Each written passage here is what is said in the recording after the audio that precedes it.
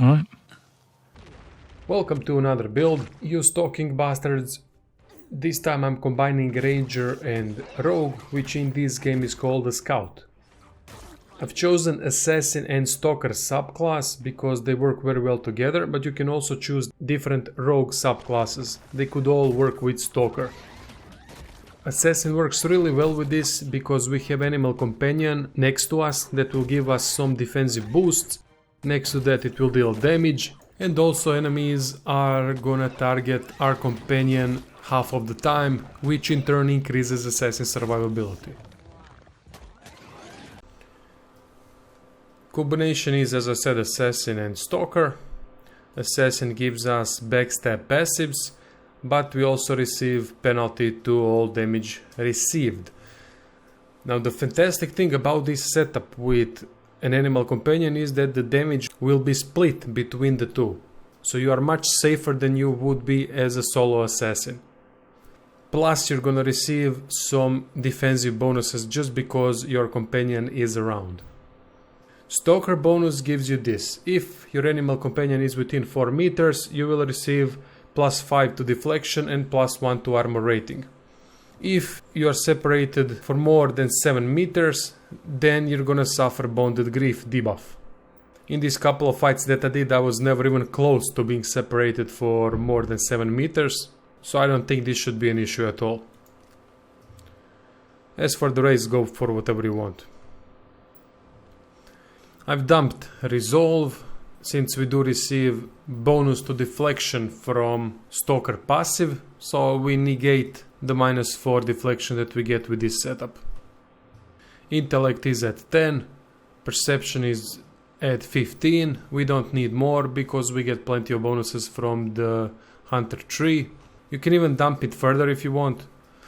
Dexterity is maximum and Might is maximum.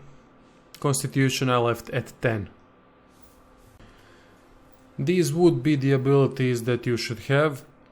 Smoke Whale, Devastating Blow. You can also take Strike the Bell if you want. From the passive ones, what you need is a Backstab, Dirty Fighting, 2 Weapon Style, Persistent Distraction. The thing is, with our enemies will be constantly flanked. But with Persistent Distraction we also put Distracted, which is -5 Perception. So they will have tougher time hitting us. Deep Wounds. This will create damage over time effect all the time when we hit an enemy. So our animal will constantly have a 50% damage boost.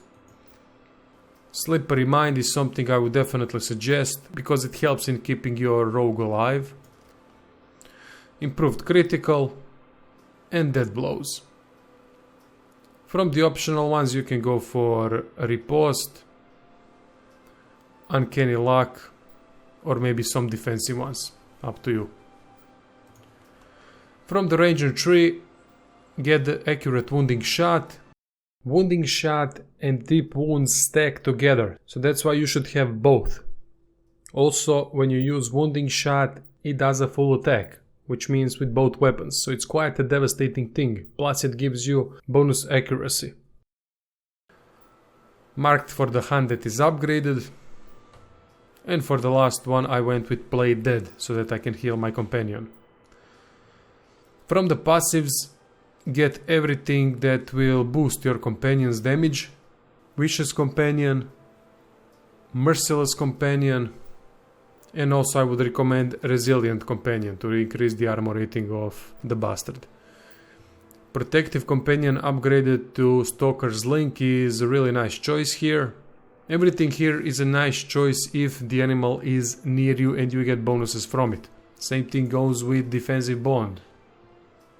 It automatically upgrades to Strengthened Bond, which gives you +15% to all defenses against area of effect attacks.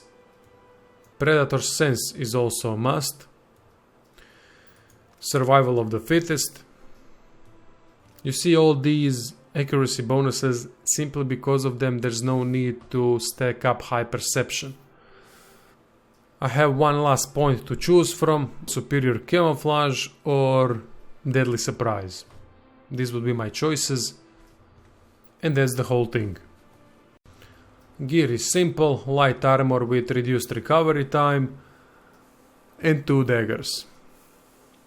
There's also this nice hood that increases the action speed with daggers, rapiers and stilettos, plus it gives you also 2 points to perception.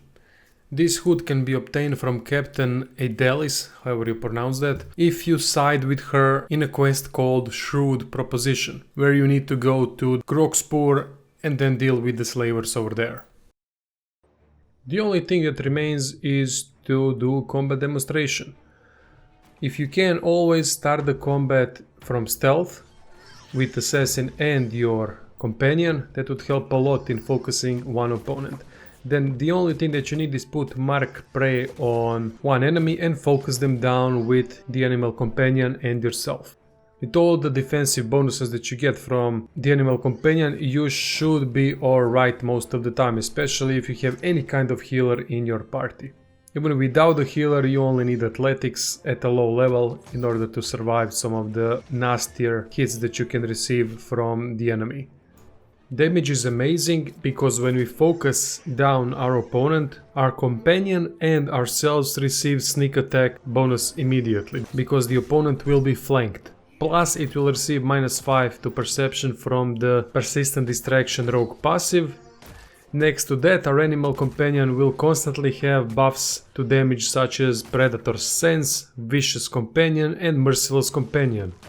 Thanks to all the accuracy bonuses, crits are in effect most of the time. If you add to all of that accurate wounding shot and devastating blow, you can down one enemy in a matter of seconds. Just keep your companion near you, and that's the whole thing you need to do with the build. Occasionally use Smoke Whale or Shadowing Beyond, which is a better choice at the moment since Smoke Whale is bugged, to enter stealth and receive backstab bonuses by hitting an enemy from invisibility. That's all there is to it. I hope you enjoyed the build. Thank you all for watching and see you soon.